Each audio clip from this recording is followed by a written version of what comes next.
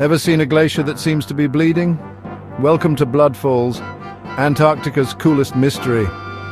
Blood Falls in Antarctica is a natural wonder that has puzzled scientists for years. This glacier appears to be oozing blood-red water.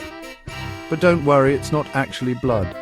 The red color comes from iron-rich, salty water that's been trapped deep inside the glacier for millions of years. When this ancient water finally reaches the surface, the iron oxidizes, turning the water a rusty red. It's like nature's own science experiment. So next time someone asks you about cool places on Earth, you can impress them with the mystery of Blood Falls. If you found this fascinating, make sure to hit that like button and follow us for more amazing science stories.